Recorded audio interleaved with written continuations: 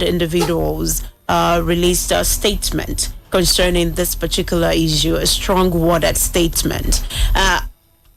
After this statement being released, has there ever been an approach to your people by maybe the state? Let's start from state government and also the person representing your constituency. Has there ever been an approach to you to talk about how to sort out this issue? After the strong worded petition we wrote last October, we had a series of meetings with the men of the Nigerian Customs Service. And why we had a meeting with them is they called us to avert the protest that we said we want to embark on because of what is happening in our local government. But on the part of the government, the state government has not called us for any meeting, and we have not seen any intervention from them. Although our representative at the State House of Assembly has been hearing the voice of what is happening on the floor of the assembly, but we have not seen any tangible approach from the state government, on the part of the state government. But on the part of the federal government, we have had meetings with the Nigerian Customs Service, as like I said, we have had a lot of meetings with them with a lot of promises, but still unfulfilled. The first time they asked us to wait that a team from the Office of the National Security Advisor, who is also a part of why the reform had to still be holding. They said the reform is that of national security / smuggling. So it is partly from Nigerian Customs Service and also from the Office of the National Security Advisor that Nigerian Customs Service only cannot lift the restriction without the Office of the National Security Advisor. So they sent some staffs from the Office of the National Security Advisor to come to Ipokia local government and do some on the ground assessment. But since then, up till now, our people are still groaning and we have not seen anything. So that is on the part of the federal government. Okay, so that from the part of the federal government, but have you written, because we need to get this straight, have you written a letter, a direct letter to the state governor concerning the situation in Border Town and to seek the state government's support? Because the policy was, it's not something from the state government. But have you tried to have a meeting with the state governor just to ensure that in a way he be a voice for people living in border towns to when it comes to having a conversation with the federal government? We have not written any direct letter to the state government, but we have written many open letters to them to hear our grievances and what is happening in our local government. And we have try to meet the governor through their representatives.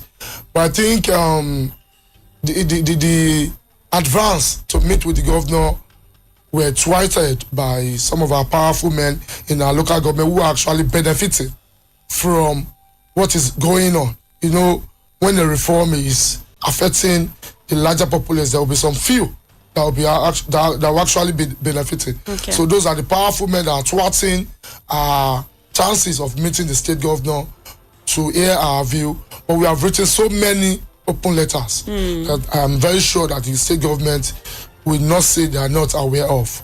They are just adventure ignoring our suffering. Okay, so as of 2019, it was reported that you were buying, people living in border towns were buying petrol 1,000 naira per liter. I don't even want to imagine how much they are buying diesel. They were buying petrol 1,000 naira per liter.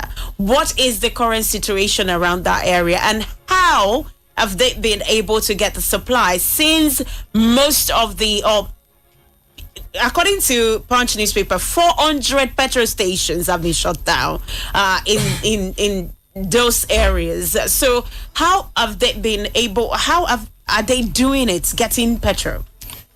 Maryam, the situation is dangerous and appalling. As I speak, people are dying daily just because of what we are discussing here. And it's even an issue of national security. But the problem we are having is nobody is reporting it. Nobody is saying it out. And our representatives at the national level, at the state level, they have heard these voices for let me say for years back, but they just stopped.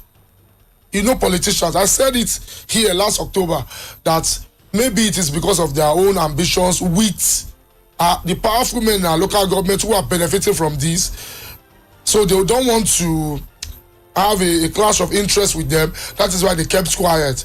But the situation is getting on our people. Let me explain it to you very well. I am from a community called Bodojego in Ijofin ward of our local government. Ijofin town is our central town that houses every other villages in the world. So my village is Bodojego. My village to the Republic of Benin, is just like 2 minutes by water. So now my village to our commercial town is almost, let me say, is 10 kilometers. That is Idiroko, is 10 kilometers. So can you imagine that my people that wants to turn their crops to processed food, such as tuwo, gari, and the likes, they will have to travel 10 kilometers to get a liter of fuel in Idiroko at this current price? Look at, they can't trek. They will have to take a bike or any other means of transportation. They will have to fuel it too. So they will travel that far, and when they get to Idiroko, they will not still see it to buy.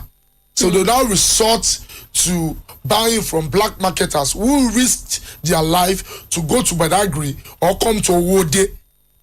That's 20 kilometer restriction. Our next neighboring town is Owode. That's where you can get the product in abundance.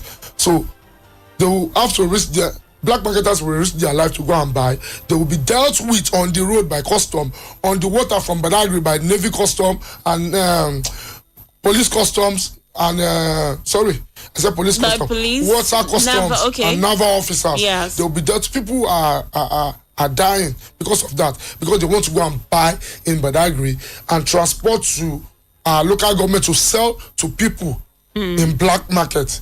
They sell around 1.5 or 1.6, some 2,000 naira, because of the risks involved in getting the product down to Ikpokia local government. So look at the suffering that our people are going on.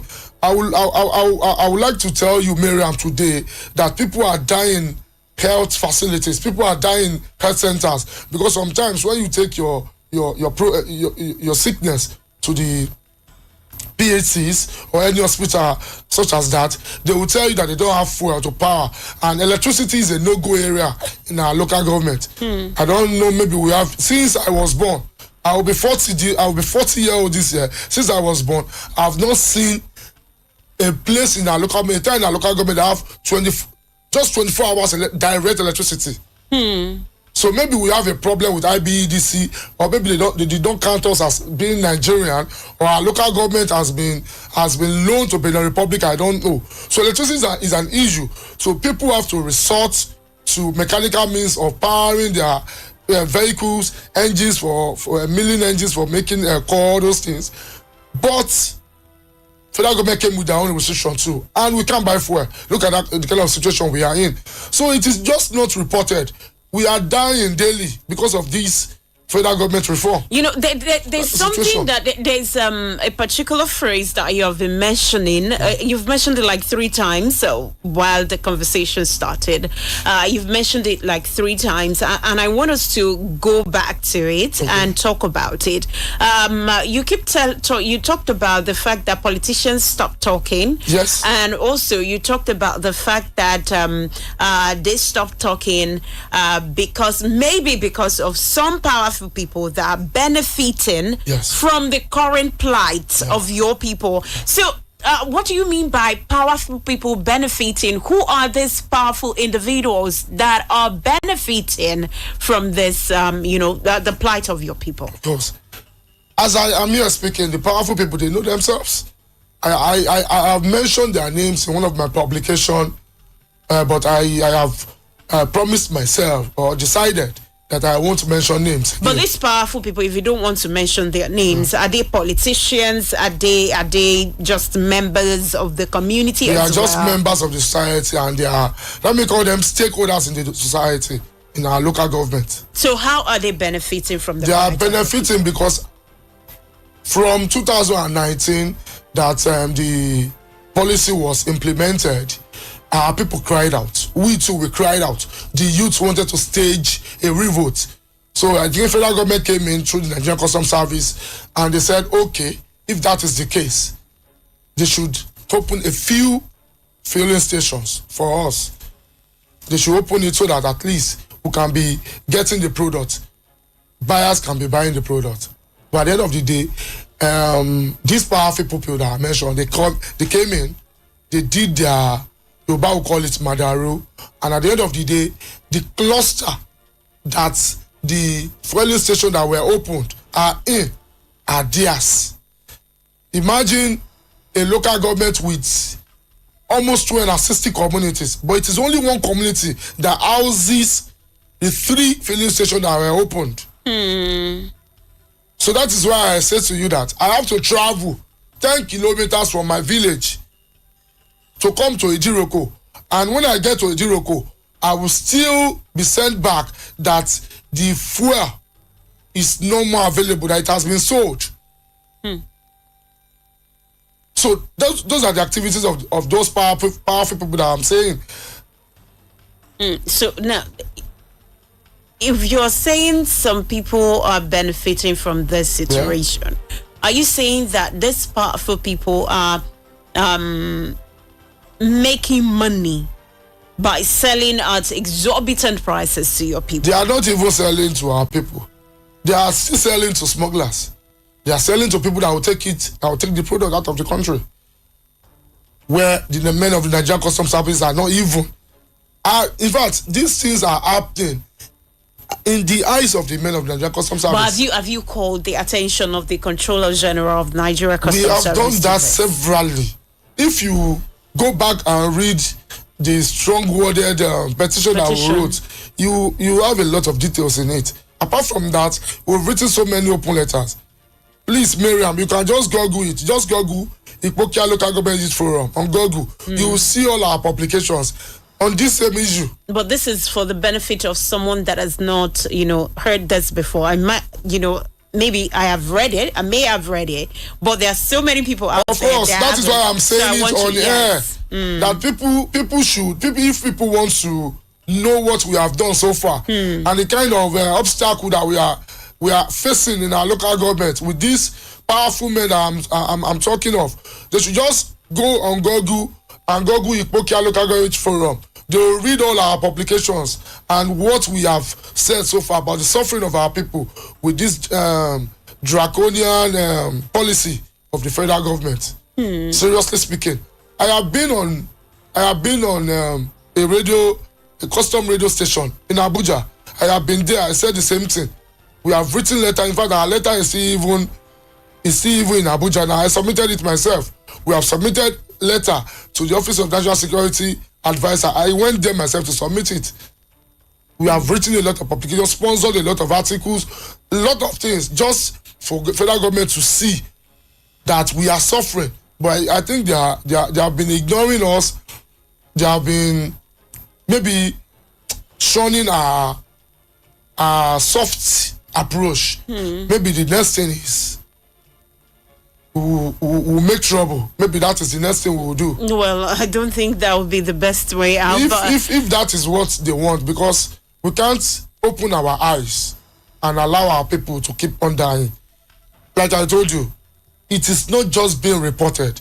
People are dying because of these policies in Ikpokia local government. That is the fact. Okay, Martin, we are going to continue the conversation. You are still on to Panorama. If you are just joining, this is Panorama on Splash 106.7 FM. It's about 4 minutes before 9 a.m. And this first segment is running till 9:30. So if you have a question for my guest in the studio or you have a contribution, maybe you live in one of those border towns that is being, denied of petrol supply at the moment. Please try and send in what you feel as well, and also your perspective to the conversation. Conversation today is around federal government anti-petrol smuggling policy, the plight of border towns. And I have in the studio with me comrade architect Moliayo Mauti Deji in the studio. He's from Ipokia local government. He's one of the stakeholders in that particular local government. You can join us on Facebook. We're live on Facebook at the moment. Is at Splash FM 106.7 Abeokuta. Splash FM 106.7 Abeokuta. You can also join us on X and drop your comment there using hashtag Panorama on Splash. The phone lines are buzzing, but it's not yet time to pick your calls. Just go on Facebook and drop your message there. Our WhatsApp platform is open. You can drop your message on our WhatsApp platform as well. 0817 555 1067. 0817 555 1067 is our WhatsApp number. Feel free to drop your message there. Now, Mountain, let's while you were talking about the plight of your people, you talked about the fact that if they want to process their farm produce to, a finished goods, they will have to go 10 kilometers to get petrol. Sometimes they get there and they tell them there's no petrol supply for them to buy from. And also, you talked about the fact that health centers, people are dying by virtue of not being attended to well at the health centers. Now, aside from these two situations, what are the other things? Because there's a need for us to also talk about some other things that they are going through border towns, because we want the government to hear and also know what the situation is like out there. Due to the situation, like I told you before, that some people will go as far as Badagry or Wode to buy the products, audit, so that they can sell it to people. With that, we have had so many injuries to people, like burning of houses. When you are ordering petroleum products, it is dangerous. In fact, my group has done the advocacy some times ago where we had an issue where like 30 houses were burnt down because of the ordering of the product, and we had to visit them, do advocacy to them, all those things. So it is because of this policy that is happening. If federal government allow fueling station to be opening and they monitor the borderline to not allow smugglers take it out of the country, we won't be having such problems. That is number one. Take that's number one. I can tell you categorically here, Maryam, that in the Ipokia local government, finished goods and cost of consumer commodities, they are very, very expensive than even Lagos Metropolis and Abuja Metropolis. That is my home. And I have stayed I reside in Lagos too. I work in Abuja. I can tell you that things are more expensive in my local government than Lagos Metropolis and Abuja. That is the fact. You can call and ask anybody, they will tell you. Because of this issue. Because even at those that do travel to kilometers to get the fuel, to get it in is even a problem. They will be extorted on the road by men of the Nigeria Customs Service, all sister agencies on that road. If you have traveled to border communities, you know how jam-packed our roads are by checkpoint, from checkpoint to checkpoint to checkpoint. In fact, it has killed so many people too, because why customs are on the chase with them to stop them from getting the products in. Some of them might just get run into the bush or drive their Okada or vehicle to the bush, and the vehicles burn or they break their legs, all those things. So many negative things are happening. But the problem I'm having is it is underreported. It is not even reported at all. Aside us, the youths that are talking, our stakeholders are not saying anything, our monarchs are not saying anything, because maybe some of them are benefiting from it. I don't know. Okay, Mountain, this situation from 2019, and some people would say, since 2019, we've had 2 elections in Nigeria. I'm telling you, man. In Ogun State, we've had 2 elections, 2019, 2023. More than 2. Okay. The chairmanship and local government election is also there as well. Thank you. So we've had those elections in this period that your people are going through these situations. And the first question I'll ask you before I go to the next one is, do these individuals that are representing your local government, your constituency, do they come there to campaign, during campaign? And okay, yes, let me start with that first. They do. And did you tell them your plight? Because 2019, 2023, the major elections. Like I told you, I said politicians. What will I call them? They are like Yoruba will say Afuni Kogba 100 Lawoyan. That is politicians for you. They will promise you heaven and earth. They will tell you everything you need to hear. They will pacify our people that whenever after you vote for them, when they get there, immediately between 2 months, they will make sure that this thing stop. Igbakon, Awokon. At the end of the day, that is not what will happen. But I must make reference to some of them who have been on this issue ferociously, and they have been trying for this issue to end. But I don't know why they just stopped. That is why I said I know for certainty that there are some powerful people that are telling them not to be mentioning that issue again because they are benefiting from it. Because we have politicians who love our people really because of what they are doing. Because we have a politician in particular, I don't want to mention him, that is bringing a lot of developmental projects into our local government. A particular politician like that. But these projects will not, what will I call it? It will not pacify our people if economically we are suffering. And this man has been airing it, talking about this on the floor of the National Assembly, but immediately he just stopped. I don't know, and I have not asked why he did. But I know that there are some people, powerful persons, that may have approached him not to talk about the issue again. Because that kind of issue lapsed from 2019 up till now. That's 6 good years. And some of them are just there doing nothing about it, not talking about it. But we had a local government election recently. Of course. If we are to say that, okay, 2023 election was a long time ago, and after like, let's say maybe a year and few months, you have noticed that the person you voted for to represent your constituency at the State House of Assembly did not do enough, then during the local government election, did your people make, that particular choice that would give them a better standing when it comes to their current state? Of course, our people made a choice, but local government election in Nigeria, don't let us mince words. It is just selection. Let me tell you the truth. Local government election in Nigeria today is selection. So, any candidate, or let me say anybody that eventually win the election is still at the mercy of some people.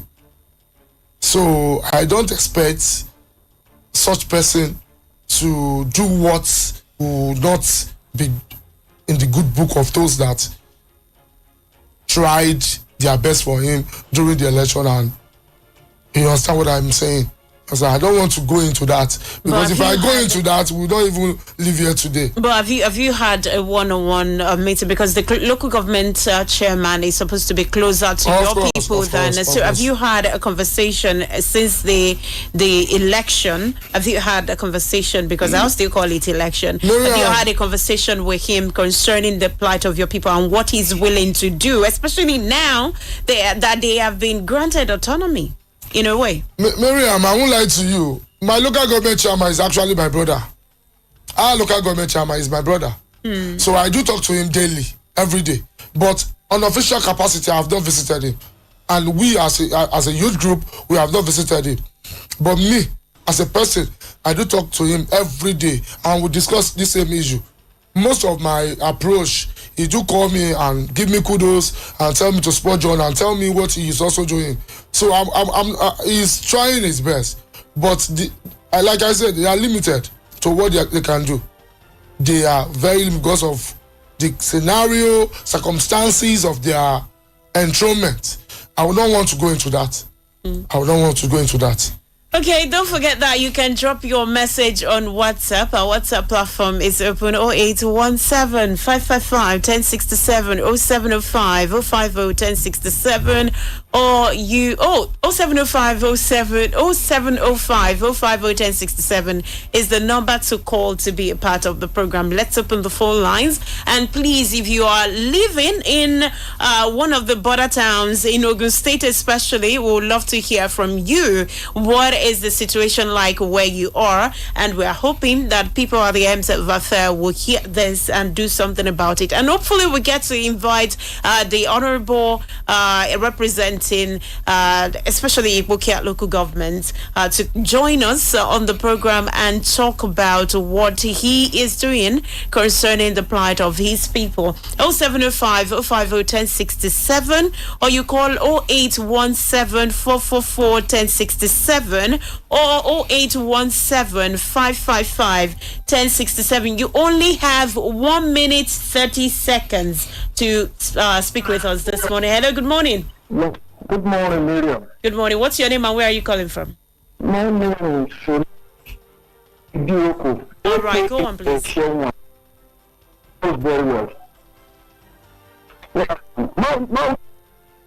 Over there.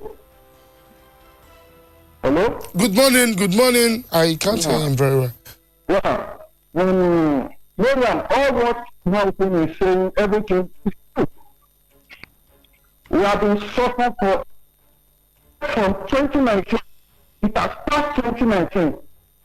Immediately, the border that was 2015 or 2016. That is where we passed the problem. Okay? See, let me tell you, Malcolm refused to mention those big men. I don't understand. Those big men, I can mention them, nothing will happen. Nothing will happen because we have traveled out from that community. So all those big men, they are the ones that make everything tight for Europe, for Turkey. I don't understand. Somebody like Shokopao, those are useless human beings. Okay, all right. So thank you so much, but we've got to be civil. It's very, very important. I had to let you go because there's a need for you to be civil when dropping your comments on the program this morning. Hello, good morning. Good morning. What's your name and where are you calling from? Yes, Olabode. I greet you, our guest in the studio. Let's face it. The Yewa region of Ogun State is the hub of smuggling businesses and activities.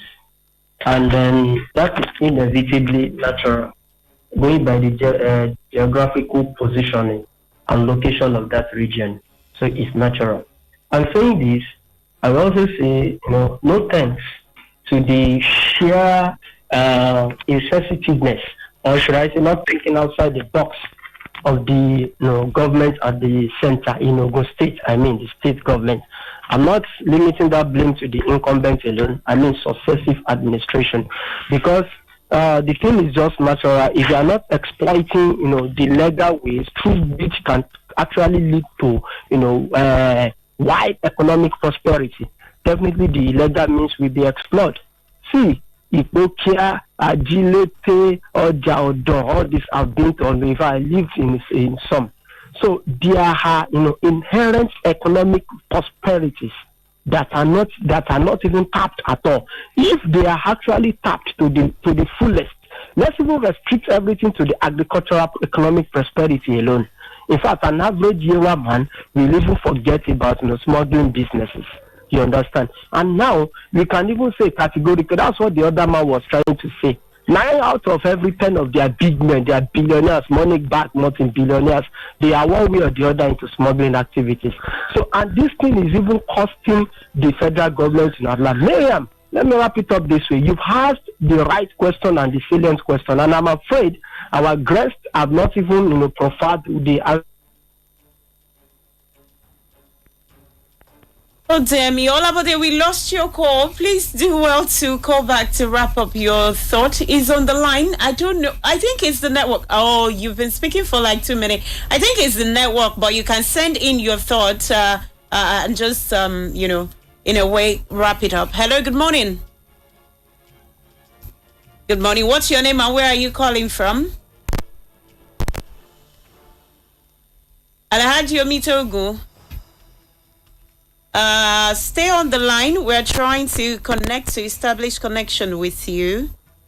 Okay, so Alhaji, go on with your contribution. Okay. It just like in this country, those people living in the border, they are just living in the soil. We are in the soil. Because I don't know, we have deregulated what so-called petroleum. So they can, all those what so-called something, you need to allow them to see the thing, to take it there. When they take it there, what the government needs to do, we have been saying so. That government needs to, in that border, government needs to, it's too much. Government needs to have a certain introduce technology to do it. We arrest the criminal that carry, that is why we are going to take. Everything is public there, even in all the facilities. I want you again to be hello. We can hear you, Alhaji. Wrap up now, please. Hello, Alhaji. I want your girls to please talking with their representatives, both the Senate and the help, to help them out. Because the majority of people, they even and even beyond the okay, thank you. There are some rules. Okay. There was some bleach. Thank you, Alhaji. Now. We've got to let you go now. All right. Okay. No one that the Senate bleach. All right, Alhaji. Thank you so much for your contribution. 0817 555 1067. Olabode, you have 30 seconds yes, to wrap up, please. Thank you. I understand. Now, straightforward, sir, in the studio, please. The answer to your problem doesn't lie without. It is still within. That is the simple truth. You only don't let us be living in denial. Trace the solution to your problem to your respective representatives across all quarters, both at the state assembly, local governments, and all that. And the money bags and your traditional rulers. The solution to your problem is within. Right. And so some of them, they are the ones that actually back some of these politicians to elected positions. All right. Thank you. Thank you so much, Olabode, for your contribution. 0705 050 1067. Hello, good morning. Hello, good morning. What's your name and where are you calling from? Okay, my name is Alhaji Bushwa. I'm calling from Kutor. All right. I want to salute the courage of the guest in that studio. He is a patriotic man. I want to salute. Now, the problem or the question I want to ask, Nigerians who are living across Nigeria, are they not Nigerians? Do they not have the right to have access to the petroleum products of Nigeria? If you are saying because of smuggling, are we? What is their job? You can't say because you want to throw away the bad water. You throw the baby away. That is a wrong policy. And that is why I want to call that policy. That 40-kilometer distance from the border. It is too much. It is killing. You are denying these people their rights. They are Nigerians. They are paying their taxes. They are just as good in the country. So if you are saying they cannot have free access to our petroleum products, they have to come all the way up to Yano. Only in that is you are killing the economy. Don't forget that area we are talking of has to improve our economy. And if you are denying them this, okay, you are killing the economy indirectly. Thank you. So I'm soliciting that government must review that policy. Thank you. If you are saying because of smuggling, yes, Thank you. Thank you. And update our security. All right. Thank you. Thank you for your contribution. 1 minute 30 seconds, everyone. I know that this is quite a very concerning and very sensitive topic of discussion this morning, but please let's limit it to 1 minute 30 seconds so that we can accommodate more calls and also get to you get to air your opinion. Hello, good morning. What's your name and where are you calling from? Hello. Hello, good morning. Your name and where you're calling from? Yeah, good morning. My name is Isaac Kennedy. I'm calling right away from Abuja. Go on, please. Yeah, I want to divide my affection into some categories, and that's number one. I want to talk about the issue of, or what's it called, the impact of government in this aspect. I mean, negative impact of government in the restriction of the 20-kilometer border of the thing. You see, without doubt, the restriction of that 20 kilometers, sincerely speaking, it has a lot of negative effect on our people. In the sense that if you ask someone not to do something, the first thing you need to consider is that you ought to provide that very person what to be doing. There is no diversification. They didn't provide something for them to survive on. Now you are saying you restrict something. Just tell me how that can be possible. Is that not counterproductivity in that aspect? So I think government ought to have put some certain things in place. Either to provide, to open much petrol stations before going into the policy of restriction. As I speak, let me tell you for free that I knew of two of my friends who have died as a result of trying to get fuel all the way from Owode down to Idiroko.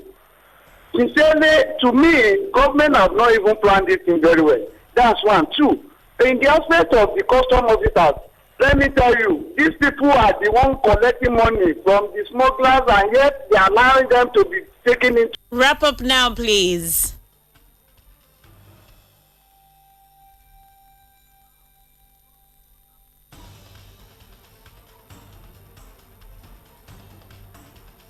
No.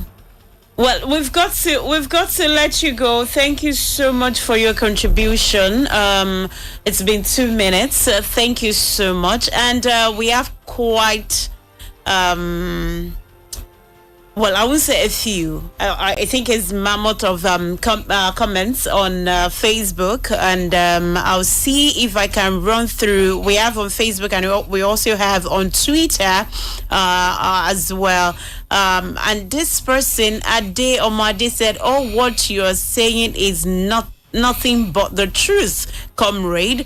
Then this person, Isaac Kane, they said, "Yes, as a result of emergency health issues, since no fuel for surgery operation." Adiomade went on to say, border communities are facing a lot when it comes to human amenities. Okay. Joseph Isaac Abbeville said the situation is unbearable. Our people are dying on daily basis and still nothing is being done. We call on the federal government to immediately come to our rescue to save life and properties. From Isaac Kane, they said the restriction of petroleum product to border town have caused a lot of inhumane and dehumanized activities. Inhuman and dehumanized activities. In fact, commodities are at high costs.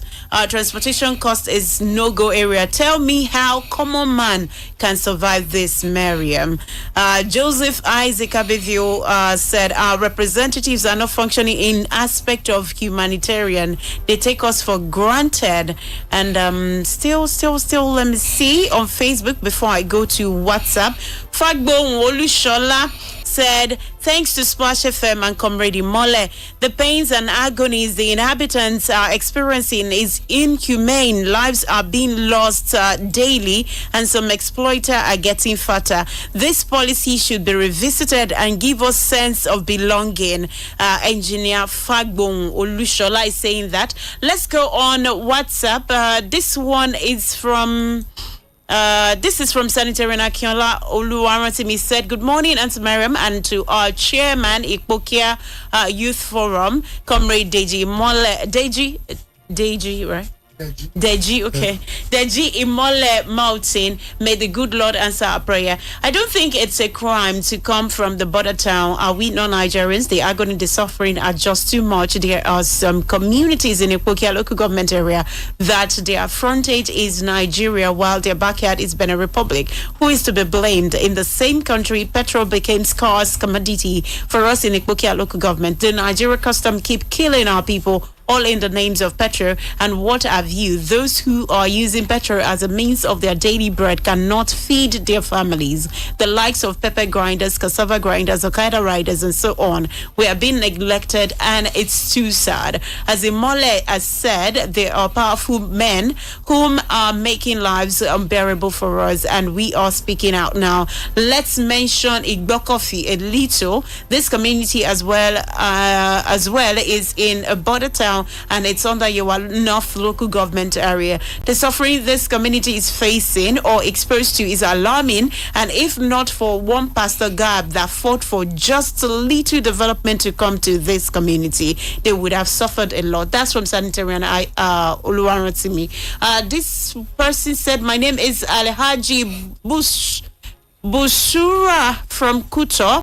I'm so sorry if I murdered that name. Alhaji said, Nigerians who reside in border areas, do they not have rights to have free access to Nigeria petroleum products? This category of Nigerians are being made to suffer unduly because of the failure of Nigerian government security agencies to do their jobs properly, to checkmate the illegal smuggling of petrol across the borders by the economic saboteurs. Let the security people be patriotic and prevent smugglers of petrol.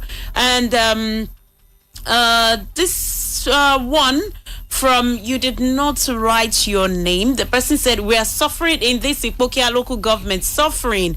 Are we not part of Nigeria? People are dying. House on fire.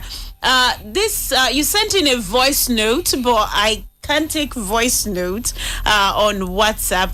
And this particular one is from Solomon Olamilekon. Said, good morning, Splash. Good morning, Panorama. Good morning. God bless you, Auntie Maryam. God bless you, Comrade Mountain. My name is Solomon Olamilekon. Wow, the last time I dropped my comment on Splash was on this same topic last year.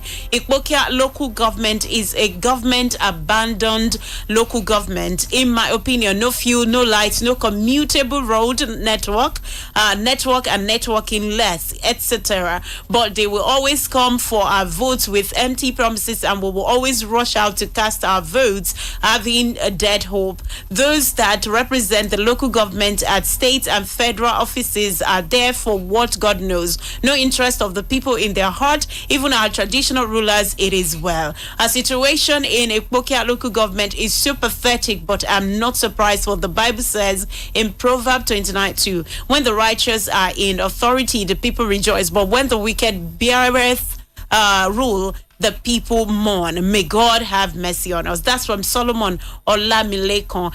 Before we go on commercial break, Surakat Abdulhamid said, my dear brother in the studio, it requires making legitimate troubles to correct this situation. Please go ahead. Those oppressors won't allow you enjoy your life if you keep suffering in silence. Also, you also need to mobilize yourself as youth to ensure that those filling stations that are opened within the region, are selling to your people, and not those that want to smuggle again. And with that, the suffering will be reduced. Natasha defies all odds to make her voice heard. So you must make pragmatic approach. Otherwise, no solution in sight. If that area is probed to smuggling, authority concerns should do everything within their powers to salvage the situation rather than allowing the poor people to suffer. So Rakat Abdulhamid Abiodun is saying that. So we are going on a commercial break, but I've got to let you go because you came in all the way from Lagos this morning to be a part of the program. So, Deji, in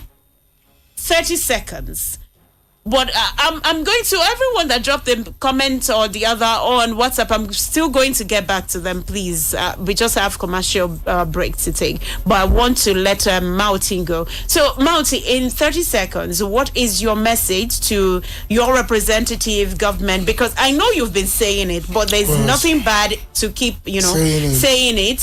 Hopefully, maybe they did not hear you the other time, so hopefully they'll get to hear you now. So, what's your message for Ogun State Governor, the honorable members representing you at the state and national level?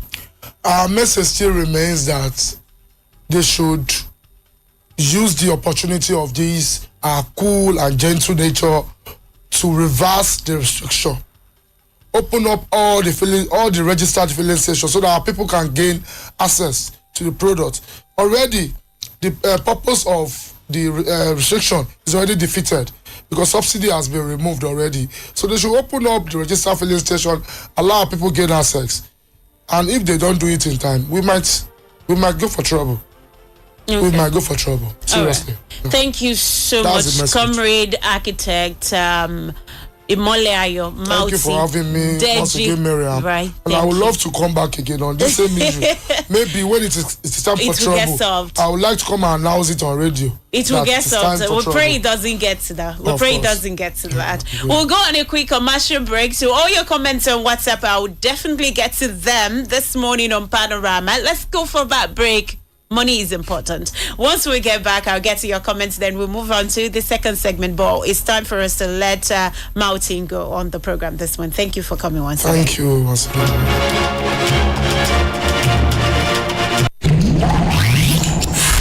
Splash FM 106.7.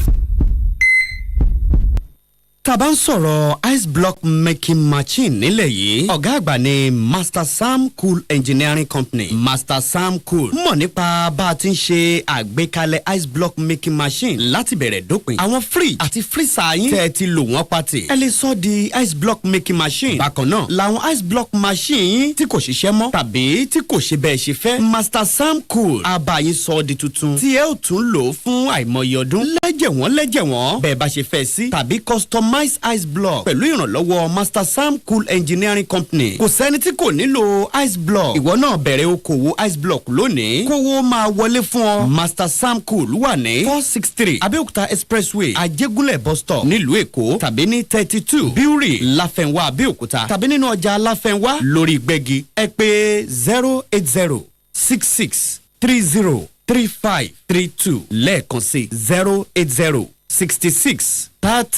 08066303532.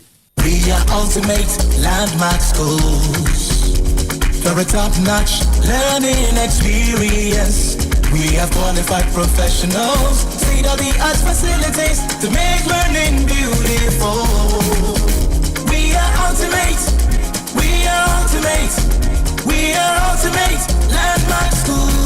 Ultimate Landmark Schools. Ètò ìgbaniwọlé ń lọ lọ́wọ́ sí kindergarten, nursery, primary, college àti ẹ̀kọ́ ìmọ̀ iṣẹ́ ọwọ́ vocational skills acquisition. Ní yàrá ìkàwé tó dára, computer room, science laboratory, music department tó gbàgbàmù, library tó dúró déédéé, ibi ìṣeré ìdárayá, ọkọ̀ ilé ìwé wà, boarding facilities náà gbẹ̀yìn. Àwọn ọmọ wa sì ń ṣe dáadáa nínú ìdánwò UTME. We are WAEC NECO government approved. Ìdánwò common entrance máa wáyé ní May 24, June 28 àti July 19, 2025. Ultimate Landmark Schools wà ní Láfẹnwá Abẹ́òkúta Ogun State àti ní Blessed River Basin Estate, Àdéhùn Abẹ́òkúta Ogun State. Telephone 0803-536-8194 tàbí 0813-642-7488. Ultimate Landmark School. In God we trust.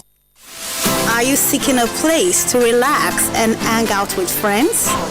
Watch the latest movies with mouth-watering snacks? Oh, yes. Do you need a place to host social gatherings like birthday parties and club meetings? Yes. Then think no further. Aje's Place is the right place for you. We have a 2-screen cinema hall, game section, a mini sport bar for your live matches, and an executive lounge space for your events. Visit us at 35 Mercy Road, Pansheke, Abeokuta. Our telephone number is 0818-443-1531. 0818-443-1531. You can also connect with us on social media at Aje's Place. Visit us today and we'll promise you a swell time. Aje's Place is absolutely amazing. Ìrì òwúrọ̀ Jerusalem and Jordan. Bí Olúwa ṣe paláṣẹ fún bàbá testimony wípé kí wọ́n máa lọ gbàdúrà fún oníbòjúbò ènìyàn ní Jerusalem àti Jọ́dánì. Bẹ́ẹ̀ni o, látòrí òkè testimony prayer mountain kò tó gbọ́ àṣẹrù Abẹ́òkúta ní Nàìjíríà láò ti máa gbàdúrà bá a ṣe ń gbéra ìrìn àjò mímọ́ lọ sí Jerusalem àti Jọ́dánì àṣẹ Olúwa ní lóòótọ́ o àwọn tó ti ń bá wòlíì Ọlọ́run Prophet Dr. Akande Adéọlá bàbá testimony ìrìn àjò ẹ̀mí mímọ́ yìí ń ló lè ròyìn bí wọ́n ṣe ń gbàdúrà gbàrí sí ayọ̀ kíákíá láwọn ibi tó ṣe kókó tó dárúkọ nínú Bíbélì táwọn ẹ̀rí kọ́ngbẹ́kọ́ngbẹ́ tó fojú hàn sí jáde gbangba gbogbo ìgbà gbọ́ irú ogun wo ló ń jà tí ó fẹ́ àwọn ìlàkọjá wo ló ní tí ó fẹ́ lọ́kàn balẹ̀ ó yá jájọ lọ gbàdúrà ní Jerusalem àti Jọ́dánì pẹ̀lú bàbá testimony kó wọ́n ṣẹ́ hotel accommodation ibi tó rẹwà la máa dé sí bẹ́ẹ̀ la máa jẹ oúnjẹ mẹ́ta lójúmọ́ ó ti yá báyìí ẹ̀ tètè máa bọ̀ wá gba fọ́ọ̀mù kẹ́ forúkọ sílẹ̀ 0902-845-5553 tàbí 081-7577-0000. Ire ni mo mú wá o. Ìyá Lanre, kí ló dé tó ń jẹ ìpẹ́ tó báyìí? Ẹ wo sún mi jàre, ẹ̀yin náà ìwògbà tá a ti ń sọ fún yín kára gas cylinder. Aṣọ títí náà báwọn ohun èlò tó ń lo náà ní pálọ̀ gbogbo ló ti bàjẹ́ tán. Àbá, ṣé bó mọ̀ pé kì í ṣe ẹ̀bi tèmi náà kẹ́? Mi ò lówó kan lọ́wọ́ tí mo lè dálẹ̀ fún gbogbo nǹkan wọ̀nyí lẹ́ẹ̀kan ṣoṣo. Bàbá Lanre, ìjìnlẹ̀ ń bẹ̀rẹ̀ yín láàmú sí nígbà tí CDK wà ńlẹ̀. Níbi tẹ́ ẹ ti lè ṣètò san díẹ̀díẹ̀ fún onírúurú nǹkan èlò fún inú ilé. Tara yín kódà tó fi dórí ọkọ̀ rírà àti bẹ́ẹ̀ bẹ́ẹ̀ lọ. Láì ní owó èlé kankan lórí, láì sì ní gbó lérí ohunkóhun tẹ́ ẹ bá rà níbẹ̀. Ẹ lè ṣètò san díẹ̀díẹ̀ yín fún gbèdéke oṣù 12 tàbí 40 ọ̀sẹ̀. Múlẹ̀ ìrọ̀kẹ̀. Gbogbo àwọn ohun èlò tó wà nínú ilé mi. Díẹ̀díẹ̀ CDK ni mo fi kó wọn jọ. Ẹ tún ra iPhone ọwọ́ mi yìí. Ẹ̀yin kàn lọ sí Google Play Store tàbí iOS App Store yín kí ẹ kàn sí ojúpọ̀ ìtọ́nà CDK. Kí ẹ lè bẹ̀rẹ̀ sí ní rajà nílànà sanwó díẹ̀díẹ̀. Baálé mi, CDK yìí gangan lohun tí a nílò. Báwo kọ́ gbogbo nǹkan ló wà ní kẹ́. Download app CDK láti bẹ̀rẹ̀ sọ díẹ̀díẹ̀. Ọ́fíìsì CDK wà ní Public Place, Kẹ́ntàn Lọ́kọ́, lọ́jà Ìtòkú nítòsí Access Bank, Ṣàpọ̀n, Abẹ́òkúta, Tẹ́kìtẹ́ orílẹ̀-èdè Nàìjíríà là ń tajà wa dé 0707-454-2992. CDK, make life easier. Don't dare touch that dial. It's Splash, your integrity station. Panorama. Panorama. Panorama. Panorama. Panorama. Panorama on Splash 106.7 FM.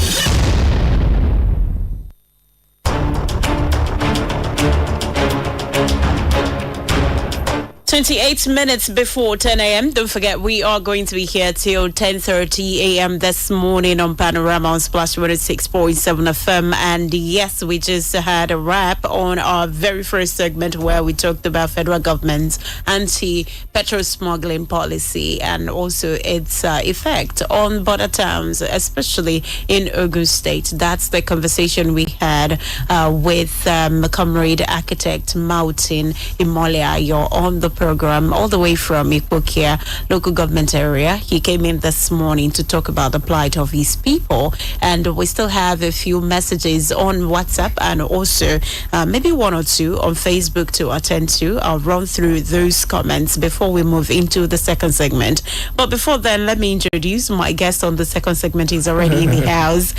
He's a veteran journalist. He's also a public affairs analyst. He's also a media manager. He's no other person than Sir Eddie Aina. Good morning to you, sir. Good morning, Miriam, and thanks for having me. Hello out there. So good to see you. Compliments of the season. That's true.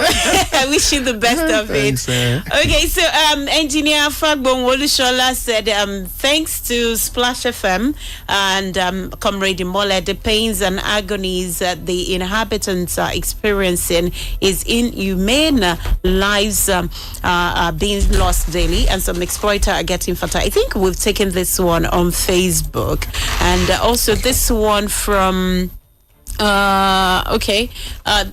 from Comrade Leonard Johnson. Let me use Leonard Johnson because that other name I can't pronounce it and I don't want to murder it. From Comrade Leonard Johnson, he said, "Good morning, Splash FM. Kudos to our comrade Molia Mountain, the coordinator of the national. Okay, you are the coordinator of National Youth Council of Nigeria, Ikokia local government branch. He said, I'm calling in to express my deep concern about the fuel scarcity in our area, particularly in Ikokia local government. The government decision to close down many fuel stations in Ikokia, leaving only 3 or 4 to cater to our large population, is nothing short of wickedness. Since 2019, it is long overdue. Our government are wicked. Our farmers who rely on fuel for their agricultural activities are suffering. Small-scale business owners who use fuel to power their operations are also struggling.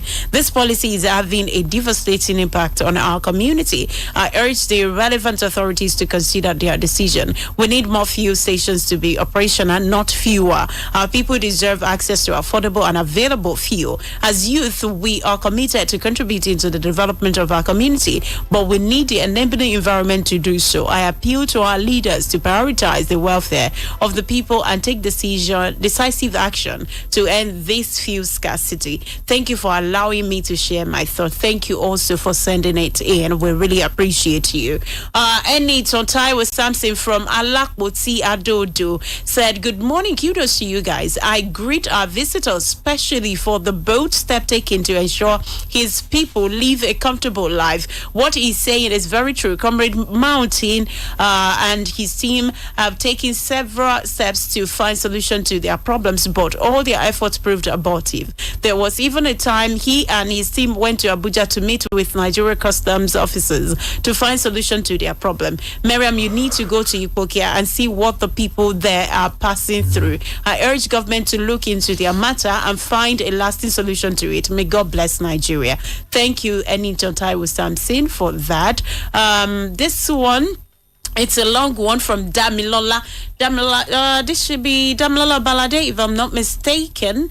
Okay, well, Damilola is saying it's disheartening to hear community members from border towns express their frustration on radio, only to be met with inaction. Those in power seem oblivious to these concerns, and even when they do acknowledge them, they intentionally ignore the pleas for help. It's appalling that in this day and age, some communities still lack basic necessities like electricity, and the government appears to be doing nothing about it. My heart goes out to those living in these border communities. It's clear that our leaders are more interested in serving themselves than the people. I couldn't agree more that government elections are a farce. It's more like local government selection. Maryam is simply maintaining a professional tone by referring to them as elections rather than acknowledging the more cynical reality that they are something else entirely. Let's call a spade a spade. The state of this country is truly concerning. Thank you, Damilola, for your contribution.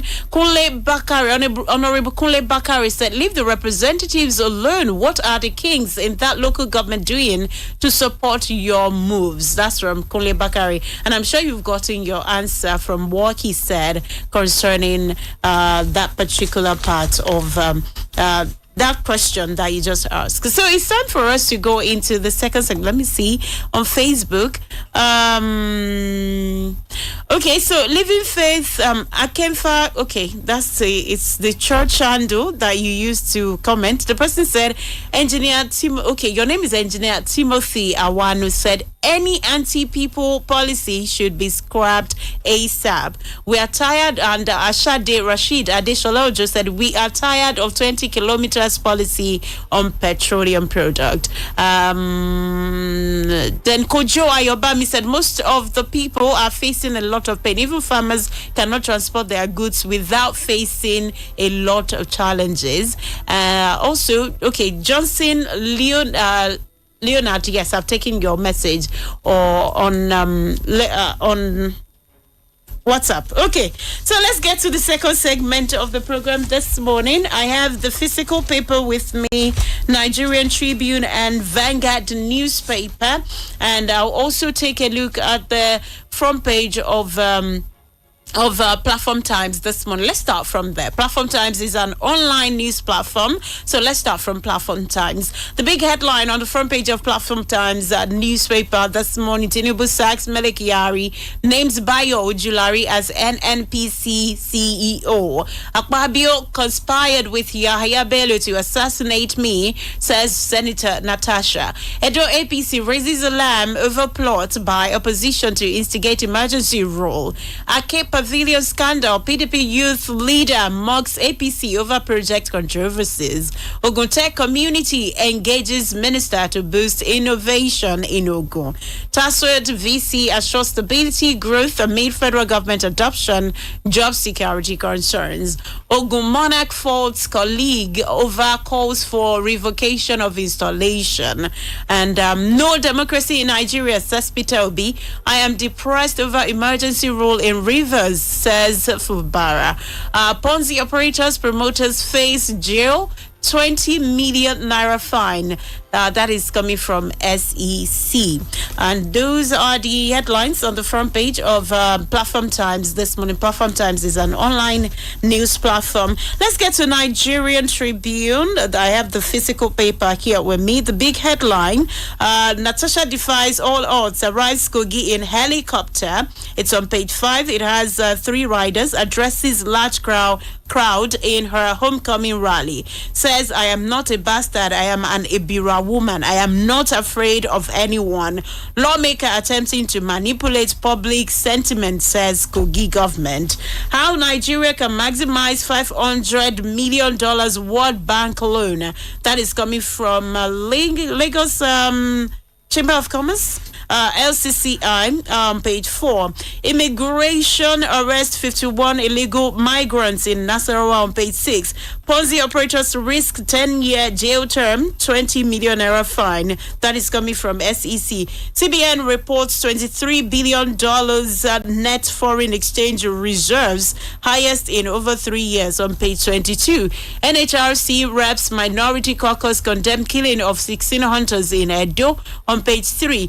Ekiti Airport targets 24-hour flight operation, says Oye Banji. Insists Ekiti economy has improved under his watch. It's on page 5. And the big picture on the front page is the picture of supporters of Senator Natasha Akpoti-Uduaghan. Let's move on to Vanguard newspaper this morning. Killings Uromi on lockdown by security operatives. It's on page 5. It has 7 riders, police, military, plainclothes security officers at strategic junctions. FCID takes over investigation. Residents angry with government over poor response to kidnappings, killings. Blame mob action on frustration caused by government's inaction. Fears of reprisal still high. Take decisive actions against jungle justice. Igbo community in Kano tells federal government others. CSO asks federal government to address rising wave of violence, insecurity. Governor Sonny reads riot act to monarchs over land grabbing on page 13. Killings, kidnapping, angry residents shot major roads in Otukpo on page 7. Edo Governor poll dispute anxiety as tribunal gives judgment today on page 9. And on page 19, Ponzi scheme operators risk 10-year jail term, 20 million naira fine, SEC warns. Kogi Central stands still for Akpoti-Uduaghan. Nobody can stop me. No respect for rules, laws, says Kogi government. Nobody can stop me, says lawmaker. She has no respect for rules, laws. That is coming from Kogi government. All on page 8 of Vanguard newspaper. Liberation Day, Nigeria's 4.59 trillion naira exports to U.S. under threat as Trump announces new tariffs today. Trump, eh? Ekiti Airport will run 24-hour flight operations, says Governor Yebanji on page 10. And on page 32, I'll convince Nwaneri to play for Super Eagles. That is coming from Super Eagles coach Shell. Well, let's hope on God that happens. And, I love Mr. and Mrs. Connor as well. So let me take this one. It's quite funny. I said, the pastor said, young man, it's I do, not I'll try. Then the young man said, I'm sorry, sir. It's my first time. Now let's get to the details behind these headlines. I'm torn between where to start from, but I think I'm likely to start with Mele Kyari's sacking. When I think the news broke like maybe the middle of the night this morning, because it was not in the news as at 7 p.m. last night or thereabout. And according to report, they had a meeting overnight, and that was when the announcement was made, and another person was appointed to the Miliki Yari post. And this is something that Nigerians have been talking about for a very long time. People have been agitating, talking about it. Is Miliki Yari a god? Why will federal government, for example, the situation between crude for Naira, Dangote, and people are saying federal government has already given the word. Why is Miliki Yari not implementing it? What is going on? Did you see this sneaking up on us like a thief in the night situation happening concerning Miliki Yari? Well, generally speaking, politicians don't sleep. In fact, after they must have met, another set of people, caucus, will still decide to override whatever they decided on. So I'm really not surprised, that they held the meeting at night. But if it were announced yesterday, April 1st, I would have thought it was April Fool. You see, because it's long overdue. On many occasions, I had even agitated. I said, is this man an untouchable person? Is the president afraid of the northern oligarchs, who have been on his neck to say, okay, you are not being fair to us, especially in terms of appointment and all that? Because NNPC was besetted by so many problems that we all saw. On many occasions, they told us we're going to revive, despite spending billions of dollars, revive the Port Harcourt refinery, Warri refinery, Kaduna refinery, and they kept on postponing it. In the middle of the game, they shifted it on many occasions, and so we lost hope. So I was surprised that the man eventually, had that audacity, that brazen boldness, to do it. You see, because apart from the fact that NNPC had so many problems, even the handling of NNPC itself, they were not following the acts, that set up Petroleum Industry Act. They were not following it, and nothing was really happening. In fact, Nigerians were not enjoying the benefit of the fuel that God gave us. So why are you retaining this person? Because on so many occasions, when somebody is not performing, and the president has removed so many people. Yes, he has removed so many people from office, and so I see no reason. But it's good that the man had eventually been removed. But beyond that is the fact that, let's give it to him. The oil industry is not easy, to run, and he made so many bold steps. And under him, so many refineries came on board. There was the Edo refinery. Modular refinery. There was Modular refinery. There was the Ezekiel. There was the Watersmith. There was the Niger Delta. And if you add all these together, I think we should, be happy. But unfortunately, the problem with, and he actually was at the head of it too, for the NNPC, the fact remains that we are not enjoying it because of this forward sale. We have used our crude, to get loans, from so many organizations. That's the reason why we're not enjoying it. We're enjoying crude now. It's not, to date, I think we are making 1.5, million barrels per day. Ordinary, it just got back to 1.5. 1.5 really. Now. Before it used to be 180. In fact, OPEC benchmark, OPEC gave us 1.7, and we are not meeting it and all that. So, can it be better? Let's see. The man who is being brought in, Ojulari, is an experienced individual. I think he's an alumnus of Ahmadu Bello University. He's an engineer. He's been in the oil industry for long. He's been at ELF. It has been even the present divestment that is being done by Shell is part of that group. And I think the selection of Ojulari is okay. People will not attach ethnic connotation to it, but he's been in the industry. There have been marine. So many people are headed it at the time when it was better, when Nigeria was okay, was stable. But now we are not enjoying the benefit of it. So back to it. Yes, it's better. Let's see what other people bring into the business, into the to the oil industry, because we should be enjoying it. Do you think that NNPCL is going public? Yeah, it has gone public. Oh, it has. Yeah, oh. So it's an ordinary, but the president is saying, is quoting one section of I think section 20 of the of the act, to say under it I can still do it. Whereas ordinarily, once PI is there. You don't have to. You have to. In fact, you have to have even gone to.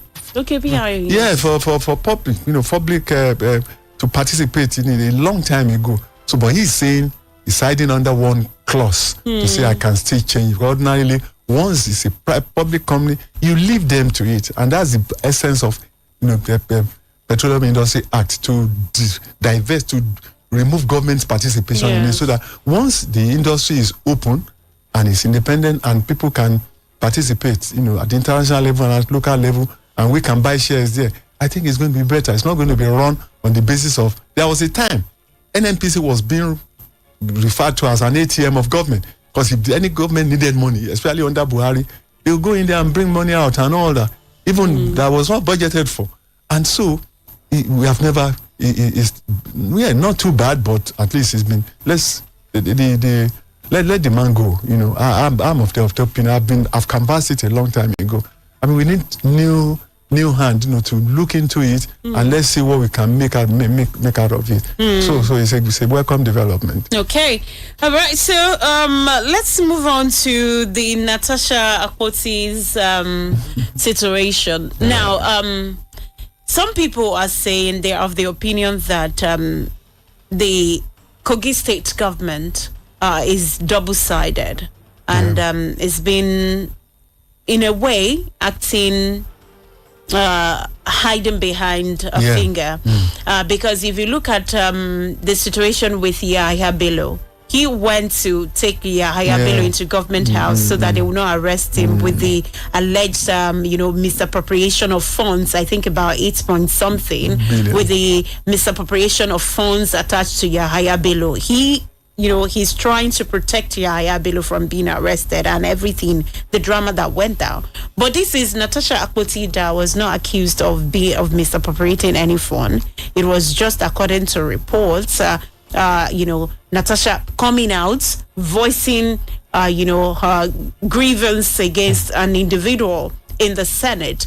But now you're saying that, don't come and do this, don't come and do that. But she defiled all that and she went ahead to have her rally. I don't know if you saw the video. Yeah, I did. The way people were touching her, the way people were shouting and enjoying her company, singing, and you have placards being raised, people saying you're Ibira people. She was speaking in the dialect, and I'm like, wait, are the people that signed that petition for her recall, are they part of these people? Because if you see the large crowd, I'm sure it's way more than 5,000, because it was a very a large number of people. So what's your take on this, and also the role being played by Kogi state government concerning this situation? Well, let's start from the Natasha herself.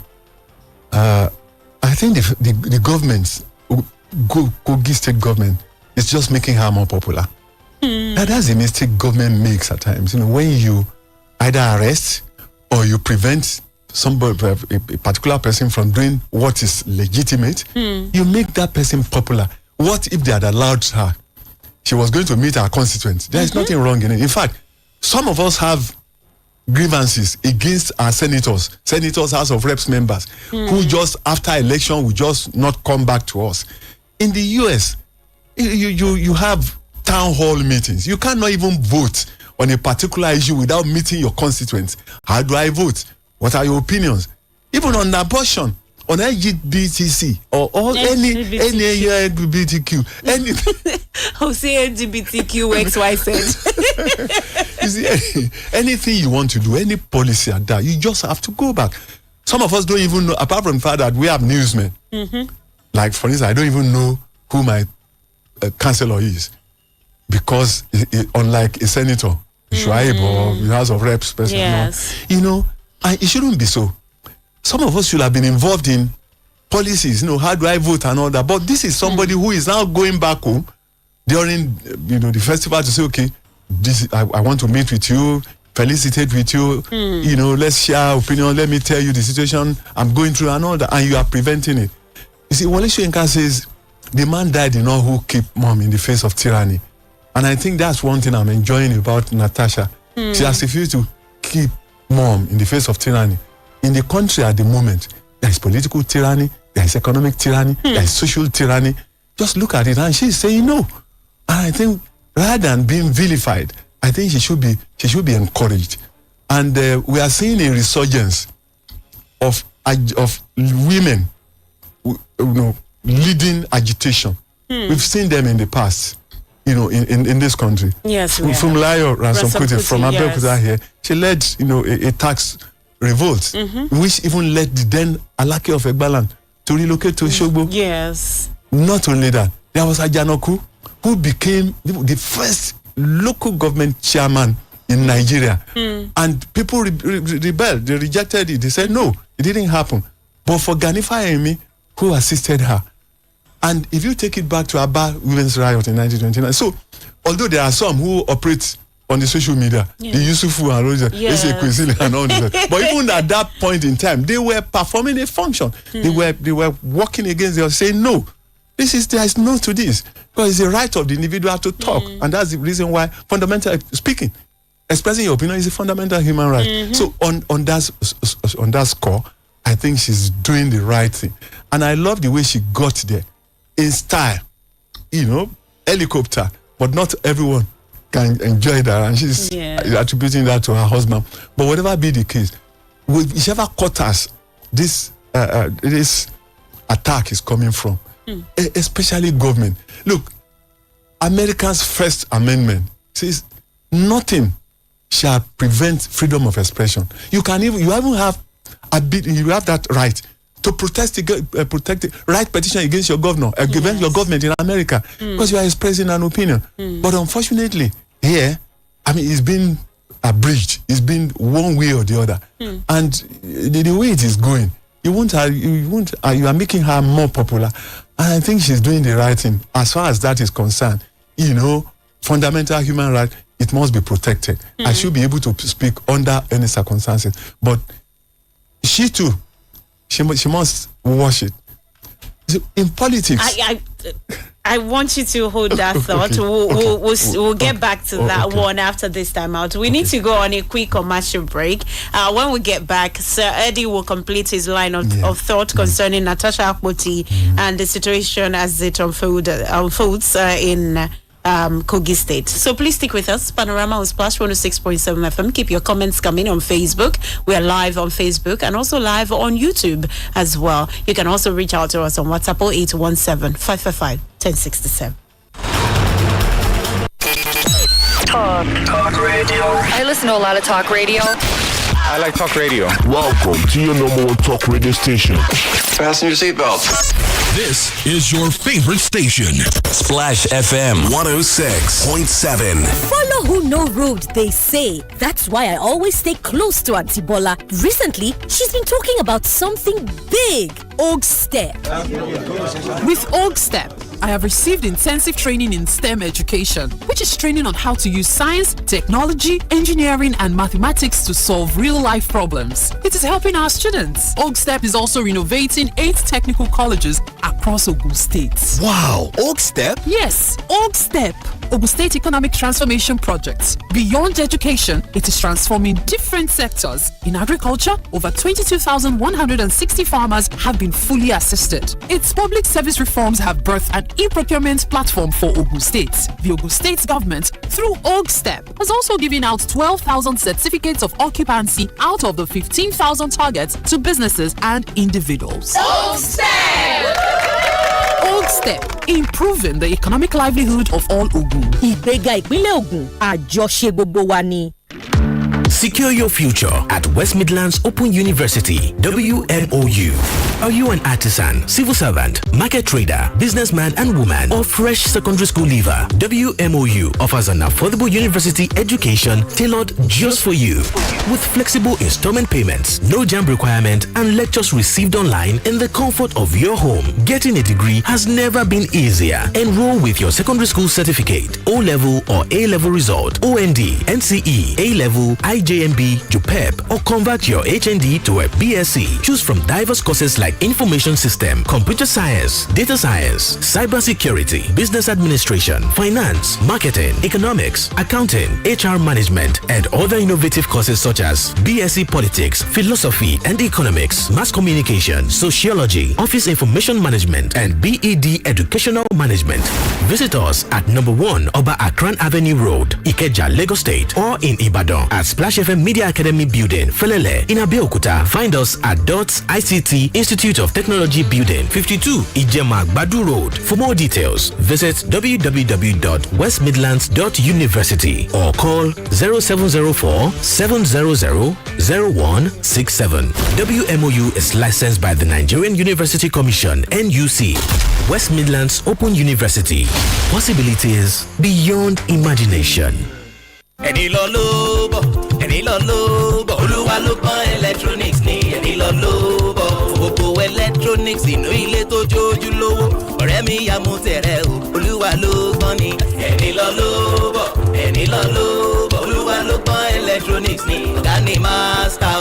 Without a shadow of doubt, tá a bá ń sọ nípa ojúlówó electrical gadgets àti electronics tó fini lọ́kàn balẹ̀ at affordable price. Olúwalúgbọ̀n Electrical and Electronic Stores Nigeria Limited ni wọ́n gún wá síbi ọlọ́ba for all types of smart TVs, home theaters, air conditioners, freezers and refrigerators, generators, washing machines, gas cookers, microwave, pressing irons, kitchen items, blenders, toasters, hot plates àti bẹ́ẹ̀ bẹ́ẹ̀ lọ. Olúwalúgbọ̀n Electrical and Electronic Stores Nigeria Limited ní kẹ́ ẹ máa bọ̀. Located at number 30 Shokenu Road beside Polaris Bank, Ṣàpọ̀n Abẹ́òkúta àti ní number 7 Agbogo Street opposite Oshile Palace, Ṣàpọ̀n Abẹ́òkúta tàbí kẹ́ ẹ pè 0815-031-0961. Olúwalúgbọ̀n Electrical and Electronic Stores Nigeria Limited, where quality is affordable. Ajẹ́jọ̀wọ́ wà mí rí.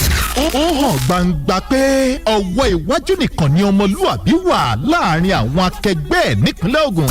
Ìdí nìyí tí gbogbo onílé iṣẹ́ ńláńlá, olókoòwò ńláńlá àti kéékèèké, gbogbo iléeṣẹ́ aládàáni àti tìjọba fi gbọ́dọ̀ ṣàmúlò àǹfààní tí kàn ní ọmọlúwàbí. Splash FM 106.7 Abẹ́òkúta ṣàgbékalẹ̀ rẹ̀ láti jẹ́ káyé mọ ohun tẹ̀ ń tà, tẹ̀ ń ṣe, tẹ̀ fẹ́ jẹ́ káyé ó gbọ́. Wọ́n ń gbọ́ wà nílẹ̀ yìí àti lókè òkun.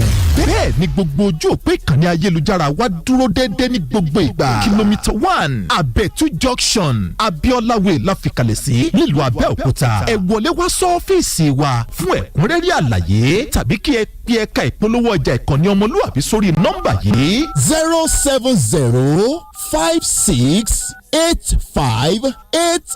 07056858855. Ẹ gbọ́ lẹ́ẹ̀kan sí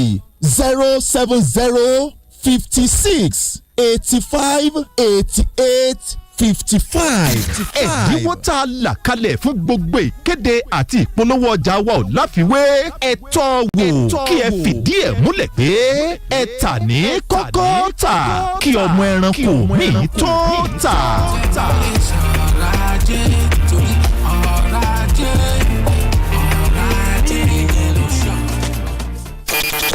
Talk radio. I listen to a lot of talk radio. I like talk radio. Welcome to your number 1 talk radio station. Fasten your seatbelts. This is your favorite station. Splash FM 106.7. Panorama. Panorama. Panorama. Panorama. Panorama. Panorama on Splash 106.7 FM.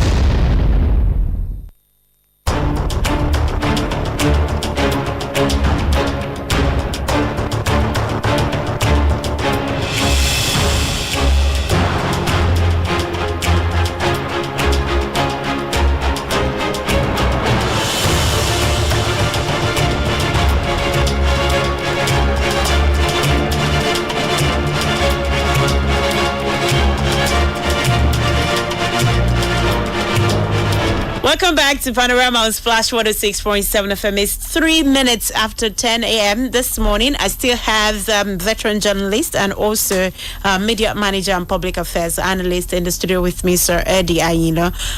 So you wanted to... Yes, you know, yes, I give it to her. But the flip side of it is that at a point in time, when government says we have this information at our disposal, there's no way you can go against it, you know, unless you want to do it in style. After you must have found out that it's not correct, because security and welfare, those are the two things that the Constitution gives the power to the government to do. And if they are saying we have this, can you imagine a scenario whereby when those guys were guarding, our constituents were guarding up, to receive her, and they infiltrated the place. Government will say, we told you. We told you, and anything could have happened. I mean, there were instances when people were shot, I mean, the road to Kigali, Rwanda, it was because the president, the plane was brought down and all that, so while she's fighting, she should be careful, on when government says we have this information, because truly and truly, there's so much information that gets to them. In fact, every 1 hour, Mr. President receives, or the governor receives information with regards to security. So that's just it. But fighting for your rights is a fundamental right, and she should go ahead to do it. Okay, so let's move on to page 5 of Vanguard newspaper. Don't forget that you can drop your comment on WhatsApp 0817 555 1067 0817 555 1067. I have a few there now. I'll attend to them shortly. You can also drop your comment at the comment section on our live video feed on Facebook. Our Facebook is at Splash FM 106.7 at Beokuta. And if you have the time, you can also go on X and use hashtag Panorama on Splash to drop your comment. Andrew is at Splash FM 106.7. So we'll touch on this one, then we'll get across to you, our listener, this morning. So this one is killings Uromi on lockdown by security operatives. SCID takes over investigation. Skeletal banking services likely. Fears of reprisals still high. They were not hunters. And the story continues on page 26 of Vanguard newspaper. But let me read the FCID part. Aside from deployment of policemen, military vehicles were also seen patrolling areas close to the highway and suspected hotspots in the town to monitor movement of people and enforce order. The reported presence of plainclothes security agents in the town has also created more suspicion towards strange faces.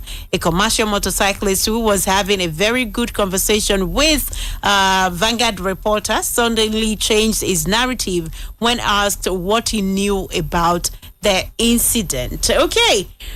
The situation in Edo, the killing. Don't forget that before this particular killing of the travelers, there was, I think, early March. I know that we discussed the issue on Panorama. It was reported that herdsmen, bandits, attacked a particular family as they were about to have their iftar, which is Ishino.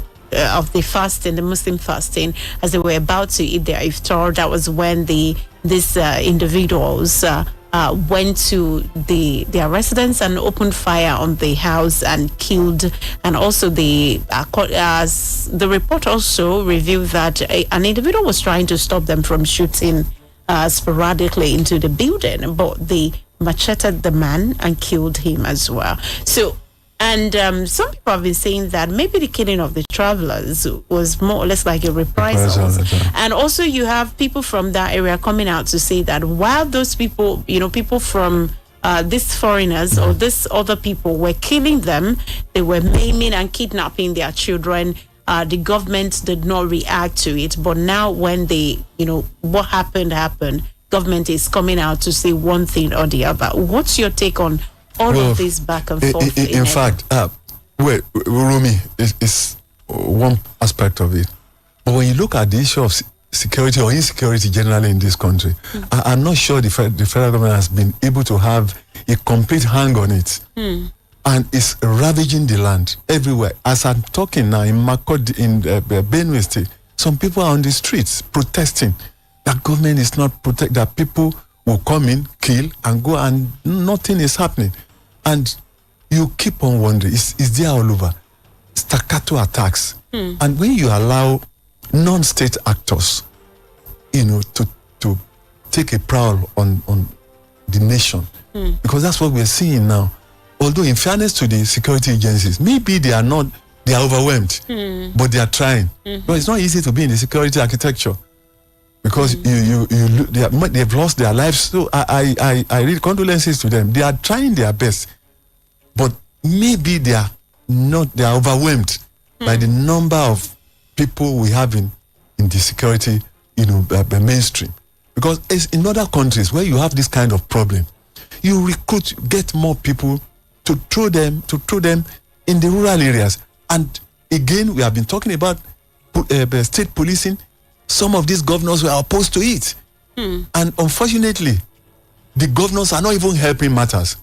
I mean, let's look at the situation. You receive security votes on monthly basis. In fact, they're running to millions of naira. As a governor, that money is meant for you to secure your people. Whichever way you want to secure your people. But unfortunately, they give it to federal agencies. In fact, Fubara has just bought them an aeroplane, an aircraft. And why can't you use that aircraft, that money? The law is not against it. The governor is the chief security officer of the state. You can devise your own means of protecting your people. The government is not saying don't do it. That's the reason why you have states having their own vigilance groups and what have you. Yes. But beyond that is the fact that you can do it. You get equipment, get everything, cordon off your area.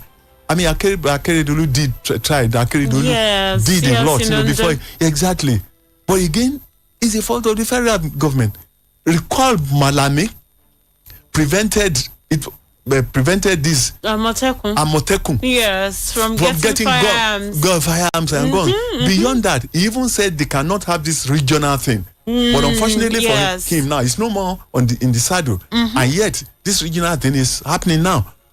But if we love the nation, if they love the nation, they should have allowed this regional thing. If there is a regional consortium protecting, because security is very important. Again, we don't know the number of arms entering every part of the country.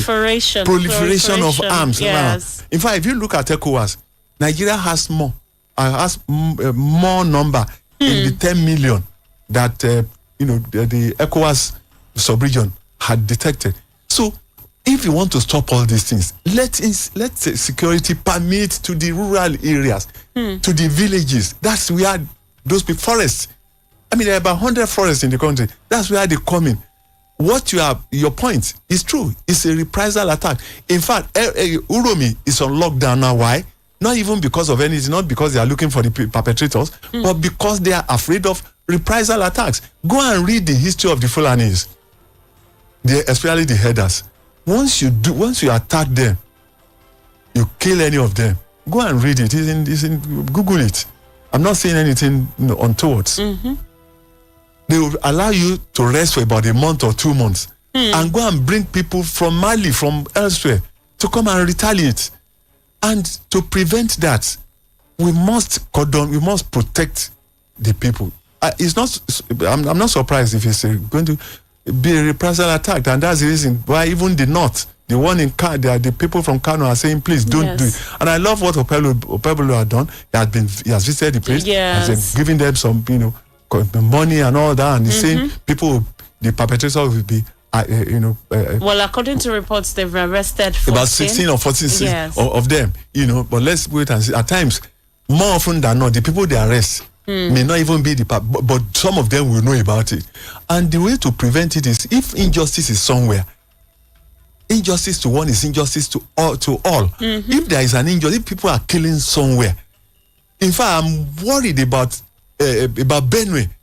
In 2020, Buhari was there at that point in time. 1 January 1st, they killed many Benue farmers. Went there, took their villages and what have you. And what Buhari did was to say, okay, I sent the Inspector General to go and pay condolences, and the man didn't go. Whereas why are we allowing some people to continually kill another set of people which they on their farms and all that? And you should have declared an emergency and show example in one area. Let them know that you cannot come into people's places, into people's villages and kill. But the way we are doing it now, would there be revenge attacks and all that? And it's like running in a circle. So I think government must do something serious. Must be serious about it. Let governors, the money you are taking for security, use it to buy, all kinds of things, to protect your people. There are modern gadgets. Technology has have gone beyond that. You can see them when they are coming in. Are we saying those people attacking in Benue or elsewhere, they cannot be detected and brought to book? But unfortunately, because of where they come from, I mean, we are afraid to deal with them. What we decide to do, I mean, I was reading through the papers yesterday and I saw there's a minister of livestock. But that's not the issue. Yes, there could be a minister of livestock when there is stability in that industry. But there's no stability in that industry now between the herders and the farmers. And we are not finding solution to it. The solution you are likely to find, unless you allow, I like what the National Assembly is doing, restrict those ranches or lives or wherever they want to do, restrict it to where they come from. But don't come and take people's land in the south forcefully and say because you want to satisfy a certain set of people. It's like ordinary business. Magban, Miyati was saying this morning that it's going to take time before we adopt ranches and all that. This means they still want to do it during the open grazing. Whereas the laws are there against open grazing. Okay, let's get to your comments on Panorama this morning on Splash 106.7 FM.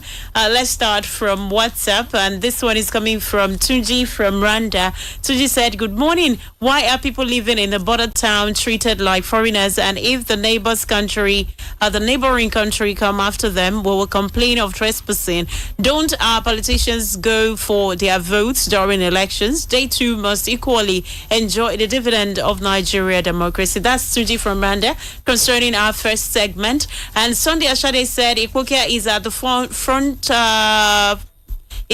the frontier of Ogun State, and it's suffering from what border towns suffer in all societies. This is why we all stakeholders need a governor from Yewa who will focus development project in this zone.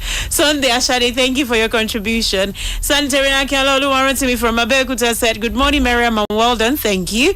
Mele Kiyari replacement is a celebration gala because this is long overdue. It has been the Northwest, South, North Central that has been in this office, and now it's the turn of Southwest. I know it's gonna end in praise because the suffering about petroleum is too much. We still have so many board chairmen, many leaders of MDAs whom need to be replaced." That's from Sanitarian Akinola Oluwarotimi.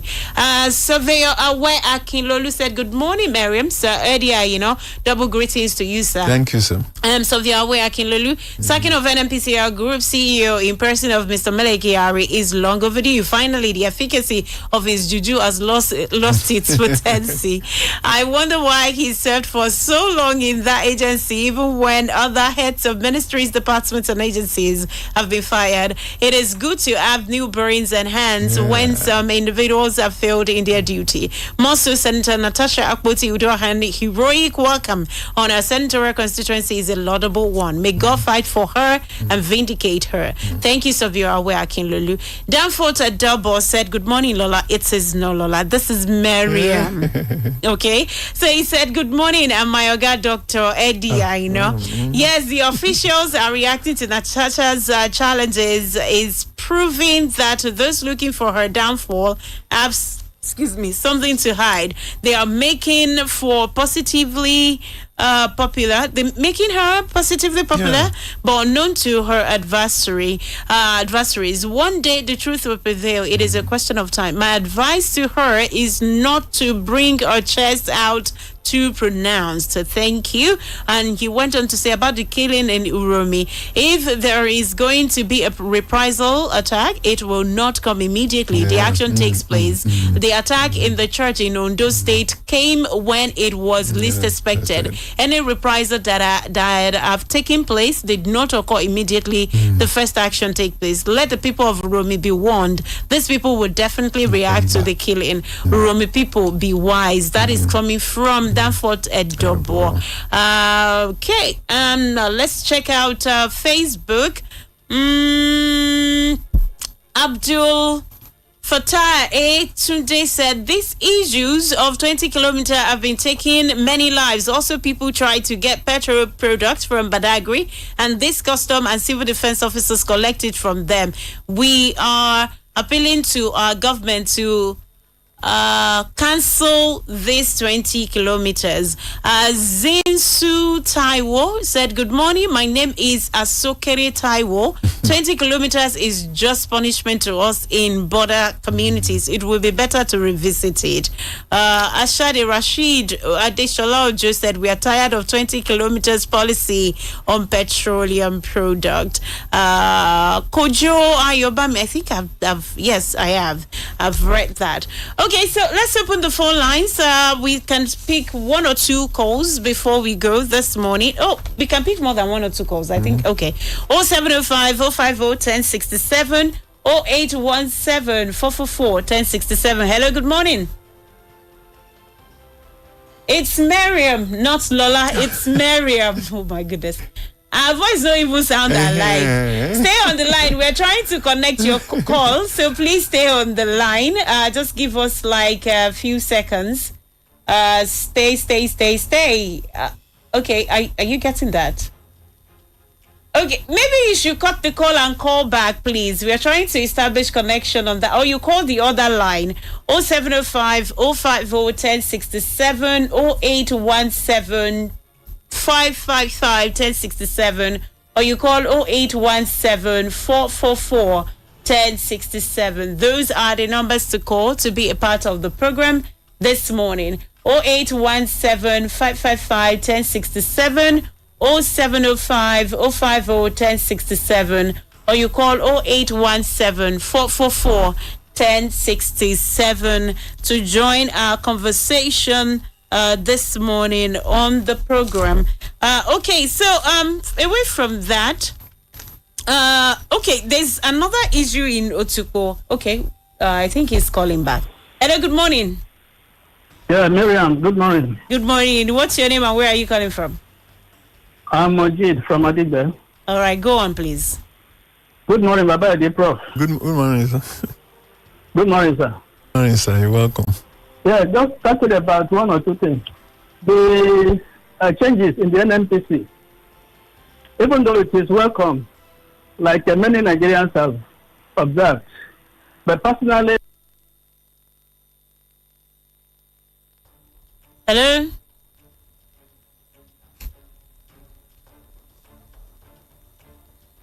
...of subsidy removal, without being pessimistic, I doubt if the changes is going to have any positive effect until that policy is reversed. Let's only talk about security. What happened in Urumi is an isolated case. Like Baba Adirani said, insecurity is pervasive. Yeah. We have witnessed insecurity in most parts of the country in the past and even now. I think the challenge is about the structure. I don't know why we cannot have state police. Yeah. That's been said several times that Nigeria cannot be governed effectively the way we are structured presently. The center is too packed, it's too powerful, resources-wise, power-wise. So let us devolve powers to the regions. It is when some of these things are handled by the regions that they become effective and efficient. Because I don't know how we want to run Nigeria from Abuja and we expect different results. So when we want to do things the same way, there's no way we will not have the same results. So my take is that the earlier Nigeria restructures, let us develop powers, like I said, to the regions or states. Give them the opportunity to play like we had it in the First Republic. I think until we do that, we might just be moving from bad to worse. Thank you very much. Thank you. Thank you for your contribution this morning on the program. 0705 050 1067, or you call 0817 444 1067 or 0817 555 1067.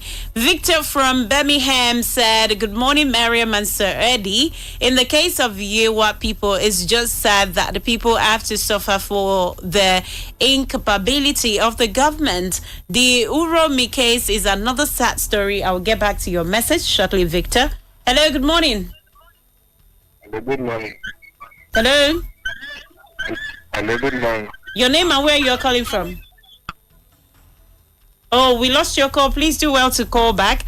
075 050 1067. Getting back to Victor's message on WhatsApp, he said, the Uromi case is another sad story. As bad as it is, I don't know why the government is one-sided about it. Things like this could cause more trouble than we imagine. And the government are still playing politics about it. May God bless Nigeria. Thank you, Victor, from Birmingham this morning for dropping your comment.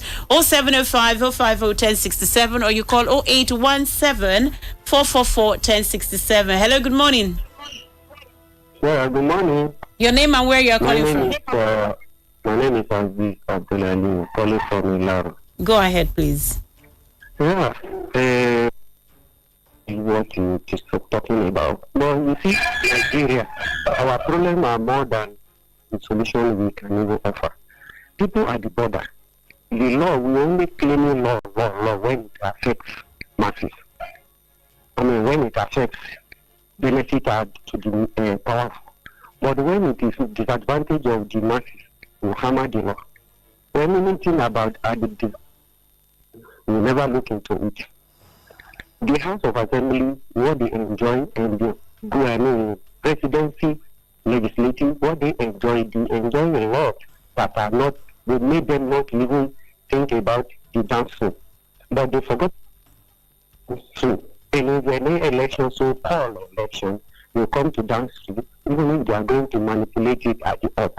They will say, and some, they will remember them, they will cross ocean, they will cross even dig hole, go through to come and do campaign.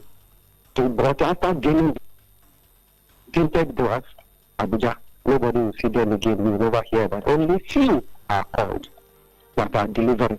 And we know them, especially this year South. And we know, you know, everybody know. But they don't want people that are ready to ask you, oh, so they're giving. They don't want people to know. They're hiding. That's why they are sabotaging the effort of somebody that wants to do. You know what I'm talking about. Then about the economy. Okay, you have to wrap it up, please. About security or insecurity.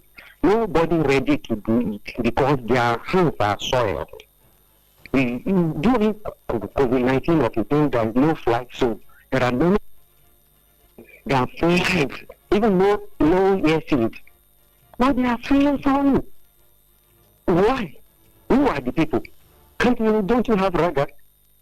Then the supply of arms and whatever, the logistics, are they not supplying? Who are the people supplying? Who? They know what the people need. Another thing I want to talk about is... Oh, you have to do it real quick. Something law. Anywhere they see that you want to voice out, they will block the way. Coming up front. They want to block anybody that wants to say something on social media so that nobody will put you into... That is tying our hand. After tying our hand, they tie our leg. All right. The little mouth that remain, they block our nose. Mouth to break, they want to tie... Association. I don't know, government. What you call government. All right.